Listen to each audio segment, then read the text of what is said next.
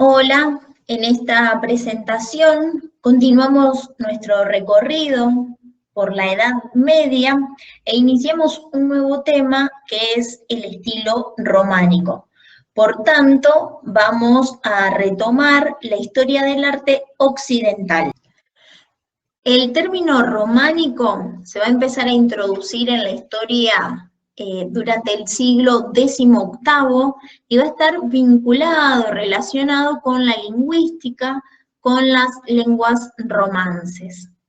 En lo que son las artes, el románico se considera como un arte derivado del romano y que también va a estar en oposición al gótico, y que es creado para marcar una notable diferencia respecto al periodo clásico. En cuanto a lo que es el origen del arte románico, se va a situar tanto en Francia como en Inglaterra. Lo que sí vamos a considerar es que en Francia va a ser el país donde va a adquirir un mayor desarrollo, por lo que podría colocarse a la cabeza del estilo. También podemos afirmar que en todo el territorio establemente cristianizado durante los siglos XI y XIII, existió una arquitectura románica. Solamente vamos a citar la excepción del territorio dominado por el Imperio Bizantino, que incluía Grecia, Turquía, los países balcánicos, donde se impusieron las propias manifestaciones artísticas del estilo bizantino. Entonces, por consiguiente, vamos a encontrar obras románicas a lo largo y ancho de toda Europa, desde Noruega y Suecia hasta Sicilia y desde Galicia hasta Jerusalén, o sea, de norte a sur, de este a oeste. En cuanto a la cronología, abarcaría desde finales del siglo X hasta el siglo XII, aunque en algunas zonas podría extenderse hasta el siglo XIII. Pero también vamos a aclarar que el románico va a ser el primer estilo internacional de la Edad Media. Ya no se trata de la expresión artística de un determinado país o región. Digamos, va a ser algo más, es la expresión artística de toda una época en la historia sin respetar las fronteras políticas.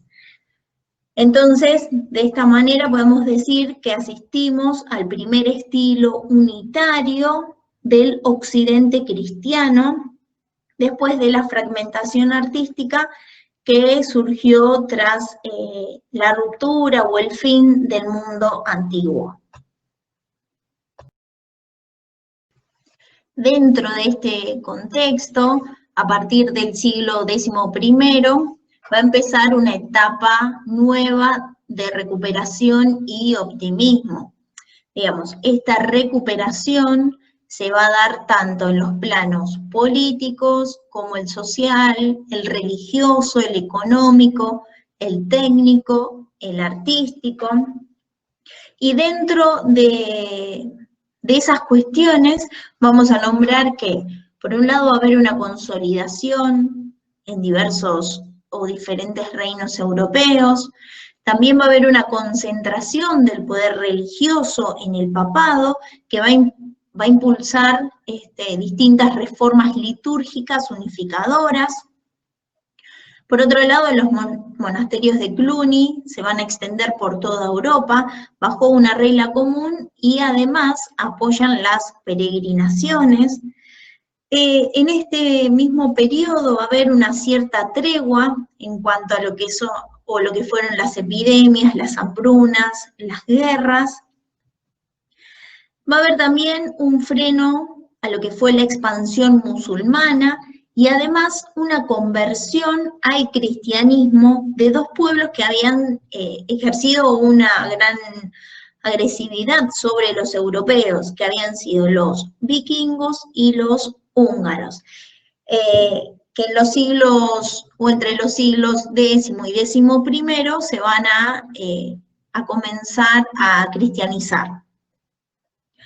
Por otro lado, también va a haber una mejora en cuanto a las técnicas de cultivo, se va a mejorar el sistema de herraduras en los arados, lo que va a permitir que roturar nuevas tierras y mejorar la producción agrícola.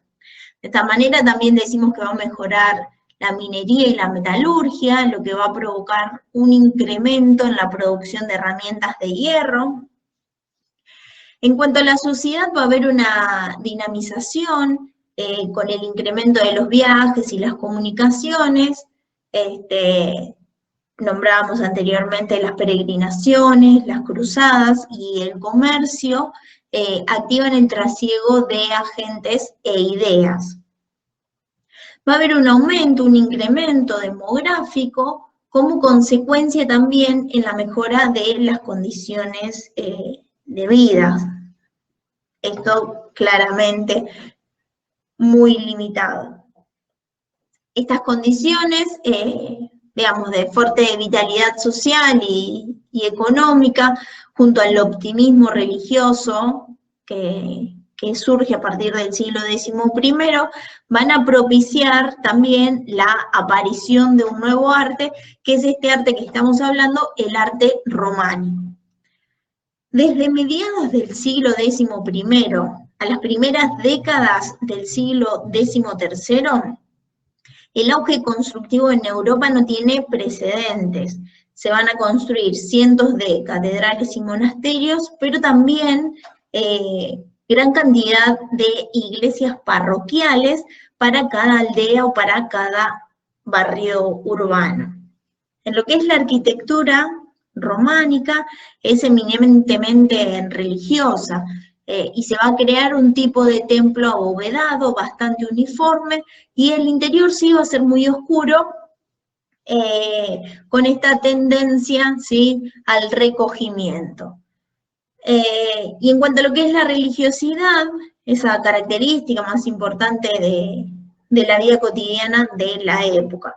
Por tanto, el objetivo principal de las construcciones arquitectónicas de aquel entonces era provocar un acercamiento de los fieles hacia Dios. La arquitectura románica va a surgir como el resultado de la integración de fórmulas constructivas y estéticas de diversa procedencia, como fue la procedencia romana, prerrománica, la bizantina, y va a alcanzar cierto grado de unidad, cierto grado de criterios y de personalidad considerables. Digamos, esta cuestión, porque no se puede considerar al arte románico como un estilo completamente homogéneo, en este doble plano espacial y cronológico, dándose unas variedades regionales, digamos, y una evolución temporal de maduración y decadencia. Anteriormente nombramos que la arquitectura románica es básicamente religiosa, pero que a la vez esos templos eran abovedados, bastante uniformes, y que en el interior eran oscuros, que movían al recogimiento. Entonces, en este sentido, en este periodo no se van a aprovechar elementos constructivos ni decorativos de monumentos anteriores, y lo que fue la proporción clásica de los periodos de la antigüedad va a desaparecer por completo. Los principales edificios que se van a construir van a ser iglesias, catedrales, monasterios de poca altura, y también van a construir edificios civiles como castillos y fortalezas. En esta presentación nos vamos a dedicar exclusivamente a las construcciones arquitectónicas religiosas, principalmente a las iglesias.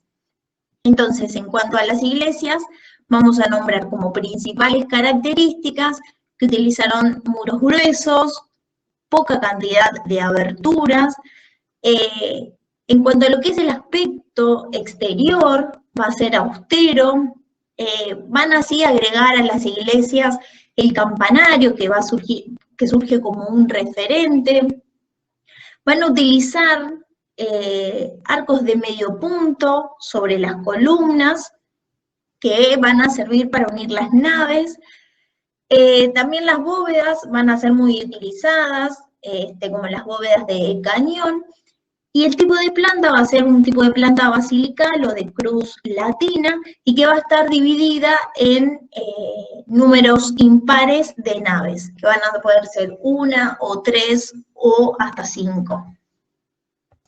En la diapositiva actual vemos las imágenes de la iglesia de Santa Fe, en Conques, al sur de Francia, y que según una opinión bastante generalizada, es un templo que podría corresponder a la conocida disposición de las llamadas iglesias de peregrinación. Se va a levantar con una planta en forma de cruz latina, con 3 naves, la central más alta y ancha que las laterales. Y por otro lado, también es interesante destacar que a los pies del templo se encontraban nártex como herencia de las primitivas basílicas cristianas, y más adelante, en el siglo XIX, se van a agregar las 2 torres que son del estilo neorrománicas. En el interior de esta iglesia, los fieles podían transitar y venerar las reliquias sin interrumpir los oficios religiosos. Y particularmente también lo que se destaca es el magnífico programa iconográfico de la portada principal, pero esto lo reservamos para la escultura. En esta iglesia española de Nuestra Señora de la Sei, podemos observar del exterior los muros tan macizos, que en parte también ocultan el interior, que es esbelto y proporcionado. Esto también viene en relación a los contrafuertes de este exterior que vemos, porque están en relación con las arcadas y las 3 naves del interior de la iglesia. Y además de los muros y los contrafuertes, se destaca la torre que vemos a la izquierda de la imagen. Vemos los ábsides de la parte exterior de la iglesia de San Clemente de Taúl, donde prácticamente los muros no tienen ornamentación, pero sí en los ábsides podemos ver que se aplica una decoración del tipo lombarda, bastante simple, pero armoniosa. En el ábside central vemos una decoración que está formada por 4 grupos de arquitos ciegos y dobles, que están separados por medias columnas. En lo que es el tramo central, vemos que tiene una ventana, y sobre los laterales hay pequeños óculos. Los absidiolos también llevan la misma decoración lombarda, pero con grupos de 3 arcos ciegos en lugar de 4. Y cada uno de ellos tiene una ventana. Como característica de los campanarios como referentes, tomamos la misma iglesia de San Clemente de Taúl, y digamos, los campanarios tenían la función de convocar a los vecinos haciendo sonar las campanas. Entonces, de este modo, a la hora de la misa, hacían sonar esas campanas de la iglesia y los vecinos se acercaban al lugar. Casi todas las torres del Valle de Boí siguen el mismo canon de los minaretes que habíamos visto en la iglesia de Santa Sofía, que consiste en que la altura es igual al perímetro. Y esta torre particularmente en el 4.º piso tiene una pequeña campana.